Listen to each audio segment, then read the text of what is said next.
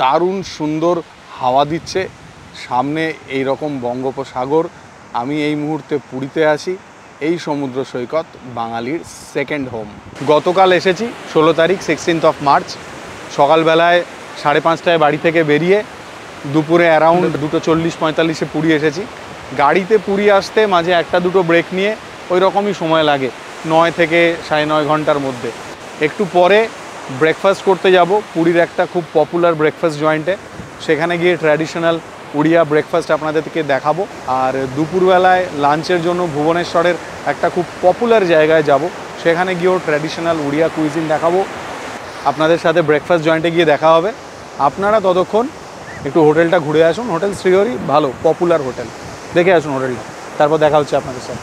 ছোটোবেলা থেকেই পুরীর সমুদ্র বারবার দেখলেও আমার যেন স্বাদ মেটে না। আর এই সমুদ্র সৈকতে এই যে কাঁধে করে বিক্রি করেন এরকম ছোট ছোট সিঙ্গাড়া, মদনমোহন, এগুলো আমার দারুণ লাগে। সিঙ্গাড়া কত করে? আমি সিঙ্গাড়া ফিনিশ করি, আপনারা ততক্ষণ এই হোটেল শ্রীহরিতে আমাদের রুমটা একবার দেখে নিন। আমরা এখানে 3টে রুম নিয়েছিলাম, 3টে একই ক্যাটাগরির রুম, সবকটাই সুপার ডিলাক্স এবং সাইড সি ফেসিং। এই রুমটায় আমরা ছিলাম। এই রুমের tariff 5,000 plus taxes inclusive of breakfast ছিল। আর এই বারান্দা থেকে সমুদ্র বেশ ভালোই দেখা যাচ্ছিল। রুমটা বেশ সুন্দর ছিল, বাথরুমটা একটু ছোট ছিল, তবে বাথরুম এবং রুমের অ্যামিনিটিসের মধ্যে কোনো অভাব ছিল না। এই ধরনের ক্যাটাগরির রুমে যে যে অ্যামিনিটিস থাকা উচিত, প্রত্যেক দিন যেগুলো রিফিল হওয়া উচিত, সেই সব কিছুই ছিল। এই হোটেলে থাকার এক্সপিরিয়েন্স আমাদের বেশ ভালো। এবারে আসুন জমিয়ে ব্রেকফাস্ট করতে যাই। পুরী মেরিন ড্রাইভ রোড দিয়ে আমরা এখন স্বর্গদ্বার পেরিয়ে আরও সোজা এগিয়ে চলেছি পুরী স্টেশনের কাছাকাছি চত্বরে। স্টেশন কাছাকাছি চত্বরে ভুবা দোকান নামে একটা খুব পপুলার, লোকালসদের কাছে পপুলার ব্রেকফাস্ট স্পট আছে। আমি যতদূর শুনেছি দোকানটা সকাল 7টা থেকে 10টা পর্যন্ত প্রত্যেক দিন খোলে, তারপর বন্ধ হয়ে যায় এবং একদম ট্র্যাডিশনাল উড়িয়া স্টাইল ব্রেকফাস্ট পাওয়া যায়। গাড়ি এগিয়ে চললো পুরী স্টেশনের দিকে। আর এই যে দেখুন, পুরী স্টেশন থেকে খুব বেশি হলে 20 পা হাঁটলেই এই সাইনবোর্ডহীন দোকান, যার নাম ভুবা দোকান, এবং যেখানে লোকালদের ভিড় প্রচুর হয়। ভিড় ঠেলে দোকানে ঢুকে দেখলাম যে এক ভদ্রলোক লুচি বেলেই যাচ্ছেন, আর একজন গরম গরম লুচি ভেজেই যাচ্ছেন, আর দুজন ছিলেন যারা কাস্টমারদেরকে খাবার সার্ভিস করছেন। এই যে মিষ্টিটা, এটাকে ছানার মালপোয়া টাইপ মনে হচ্ছিল। পাশেই দুধ গরম হচ্ছিল এবং কয়লার আঁচে কেটলিতে গরম চা তৈরি হচ্ছিল।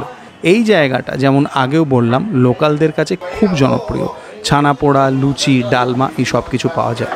আমাদের জলখাবার পরিবেশন হলো একদম ট্র্যাডিশনাল ওড়িয়া স্টাইল জলখাবার। 6 পিস লুচি আছে, ছোট্ট ছোট্ট সাইজের, একদম গরম গরম ধোঁয়া ওঠা লুচি, তার সাথে এই ডালমা। এই জায়গাটা পুরীতে একটা প্রচণ্ড পপুলার জায়গা, স্টেশন থেকে হার্ডলি 10-12 পা দূরে। ডালমার মধ্যে ছোলার ডাল আছে, সর্ষে আছে, হালকা একটা টক মিষ্টি স্বাদ, সুন্দর লাগছে খেতে। এই ডালমা বস্তুটা উড়িষ্যার ট্র্যাডিশনাল খাবার, যেমন বললাম, গরম গরম ছোট্ট ছোট্ট লুচি, তার সাথে এরকম একটু হালকা টক মিষ্টি স্বাদের ডালমা। ডালমায় যে সর্ষে দেওয়া হয়েছে, সেই সর্ষে দেওয়ার জন্য স্বাদটা একটা অন্যরকম ব্যাপার এসেছে। আর ডালমার যে টেক্সচারটা, সেটা একটু মাখো মাখো টাইপের, একটু মাসি। ছোটো ছোটো আলুর টুকরো আছে, ডাল আছে, হয়তো অন্যান্য সবজিও আছে। উড়িষ্যার নিজস্ব মিষ্টি ছানা পোড়া, এই দেখুন নিচের দিকটা এরকম একটা ক্রাস্ট। এই ছানা পোড়া ট্রাই করি।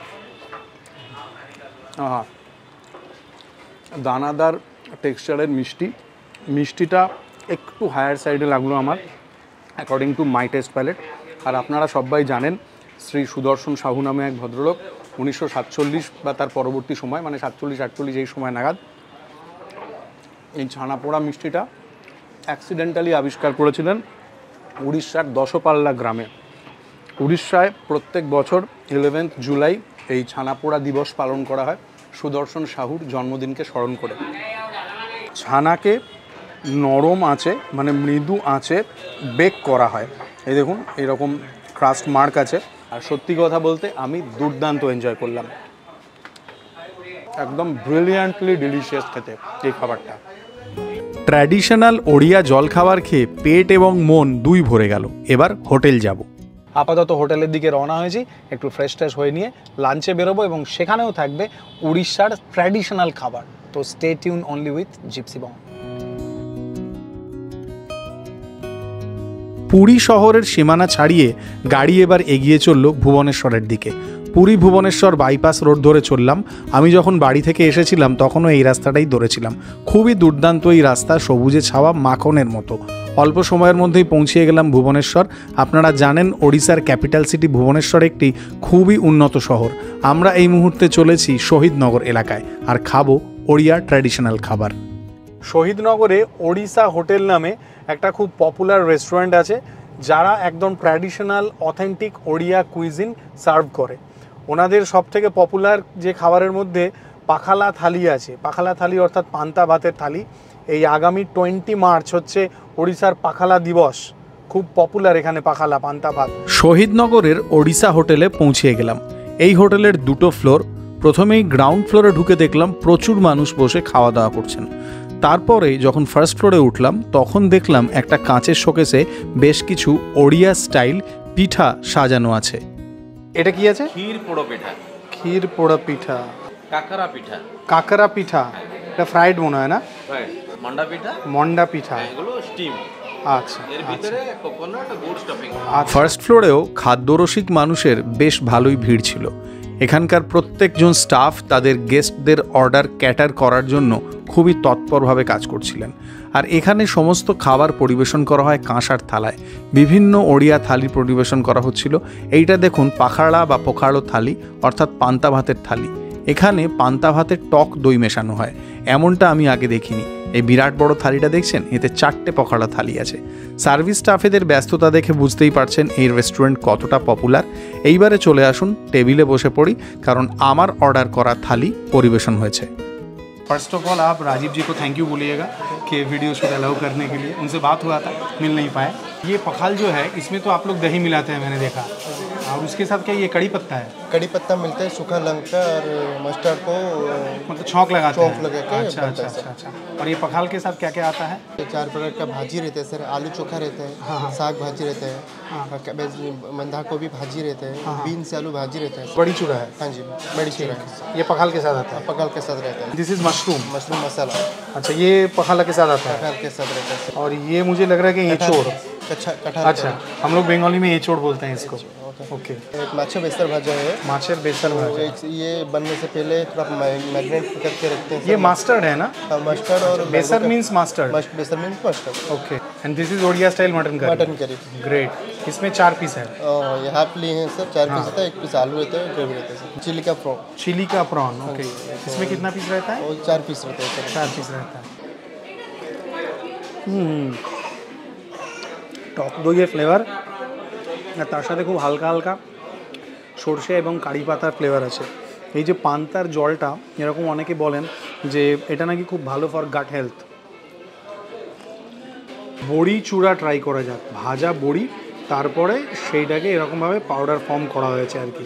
এর মধ্যে পিনাট দেখা যাচ্ছে। ছোট্ট ছোট্ট সাইজের বড়ি ভেজে খাওয়াটা বাঙালি খাবারেরও একটা রীতি ছিল, বাড়িতে রীতিমতো খাওয়া হতো।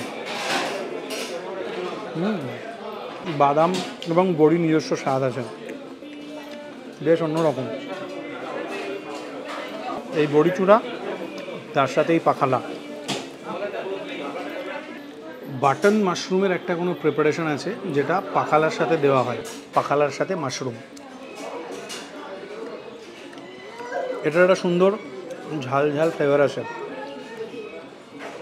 এবং কসুরি মেথি এর সুন্দর সুগন্ধ আছে। এটা বেশ অন্যরকম। এঁচোড়ের এই তরকারিটা পাখালার সাথে খেতে আমি খুব উদ্গ্রীব হয়ে আছি। কারি পাতার সুন্দর ফ্লেভার আছে, খেতে বেশ অন্যরকম লাগছে।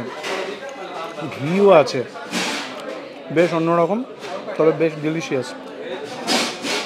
বেসার মাছ বলে এটাকে। বেসার ইজ মাস্টার্ড। এইটাকে মাস্টার্ড এবং কাঁচা আম দিয়ে ম্যারিনেটও করা আছে। তন্দুর টাইপের ফ্লেভার আছে। এই মাছের গায়ে হালকা একটা চার্ড মার্ক ছিল। তাওয়াতে আমার মনে হয় খুব অল্প তেলে ফ্রাই করেছে এবং তার জন্য এই যে একটা সেঁকা পোড়া সুগন্ধ এসেছে, সেই সেঁকা পোড়া সুগন্ধটাই এই বেসার ফিশ ফ্রাইটাকে, বেসার মাছ ভাজিটাকে খাওয়ার যে এক্সপিরিয়েন্স সেটা বাড়িয়ে দিয়েছে। এই রকম স্টাইলের মাছ ভাজা আমি আগে কখনো খাইনি। এটা ইউনিক, এটা ডেলিশিয়াস। চিলিকা স্টাইল প্রন, এটা বেশ বড় সাইজের চিংড়ি আছে। আমাদের স্টাইলের হিসেবে দেখলে চিংড়ির ঝাল বলে মনে হচ্ছে ব্যাপারটাকে। চিংড়ি যদি এরকম খোলা শুদ্ধ থাকে না, সেইটা আমার পক্ষে ছাড়ানো একটুখানি মুশকিল হয়। এর স্বাদটা পরিচিত। আমাদের বাড়িতে যেরকম চিংড়ির ঝাল টাইপের রান্না হয় সেই রকম সুন্দর হালকা হালকা ঝাল ঝাল। চিংড়িটা একটু খাই। ফ্রেশ ক্যাচ প্রন, বাগদা বলেই মনে হলো। চিংড়ির ঝোলের স্বাদটা সুন্দর একেবারে।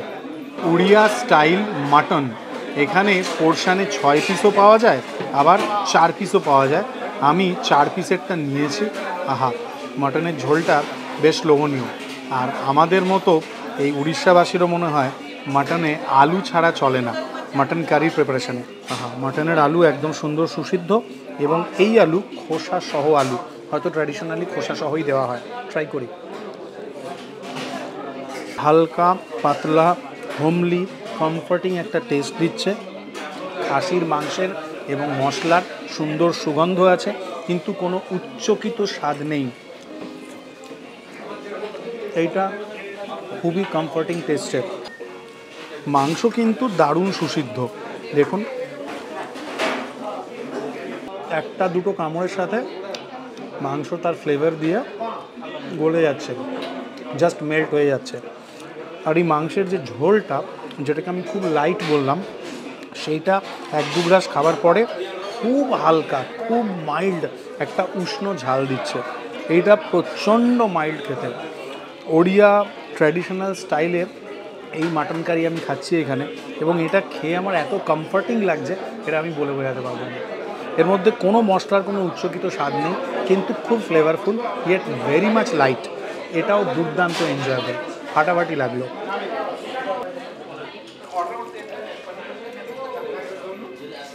লাস্টে আর একবার এই পাখালাটাকে টেস্ট করলাম। এইটা সম্পূর্ণ অন্যরকম স্বাদের। এটা আরও 1-2 বার খেলে এর স্বাদটা আমি ভালো করে বুঝতে পারবো, কারণ টক দইটা না একটা অন্যরকম স্বাদ দিয়েছে, কারি পাতা এবং সর্ষেটাও। আমার ছোটোবেলার পান্তা যেটা, তাতে সর্ষের তেলের একটা ঝাঁঝালো ব্যাপার থাকে, যেরকমটা আমি খেতে অভ্যস্ত। সর্ষের তেল দিয়ে ভাতটাকে মেখে একটা, সেটা আলাদাই ব্যাপার ছিল। এই পাখালার স্বাদটাও বেশ অন্যরকম, এনজয়েবল টেস্ট। তবে অ্যাজ এ হোল যদি ওড়িশা হোটেলের খাবার আমি বলি, তাহলে আমি খুব এনজয় করলাম। 10-এর মধ্যে 8.5 to 9 দেবই দেবো। And this place is very popular. সোমবার দিন দুপুরবেলা লাঞ্চ টাইমে ফুল ফ্লোর ভরা, যেমন ফার্স্ট ফ্লোরে যেখানে বসে আছি সেখানেও এবং নিচেও। আর এরকম একটা দুর্দান্ত মিলের পরে ওড়িয়া স্টাইল মিষ্টি না খেলে চলে? ভগবান পাপ দেবেন তো নাকি? হ্যাঁ, দেখা হচ্ছে। ভগবানের পাপের ভয়ই হোক অথবা আমার মিষ্টি খাওয়ার ইচ্ছের জন্যই হোক, গাড়ি গড়িয়ে চলল পাহালার দিকে। চলুন রসগোল্লা খাবো। পাহালা এই এরিয়াটা একদম NH-16-এর ধারেই। ওইদিকে গেলে ভুবনেশ্বর, এদিকে গেলে কটক হয়ে একেবারে কলকাতা। পুরী যদি যান আপনারা কখনো গাড়িতে, তাহলে এই সবগুলো সমস্ত পড়বে। এই লাইন দিয়ে এই সবগুলো দেখে আমাদের শক্তিগড়ের ল্যাংচা সবগুলোর কথা মনে পড়ে গেল। প্রচুর সব। ভুবনেশ্বর এবং কটকের মাঝামাঝি এলাকায় এই পাহালা অঞ্চল, এবং এখানকার মিষ্টির মধ্যে রসগোল্লা খুব ফেমাস। এখানে টোটাল 120টা দোকান আছে এমন জানলাম। তাদের সববার প্রোডাক্টই এক, মোটের ওপর রসগোল্লা এবং ছানা পোড়া। আসুন এখান থেকে ওড়িয়া রসগোল্লা ট্রাই করি। 10 টাকা সাইজের রসগোল্লা এগুলো।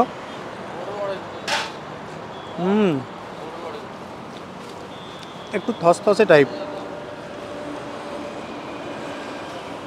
বেশ একটু আলাদা। ওপরের যে পার্টটা না, সেইটা অনেকক্ষণ ভাজা হয়েছে।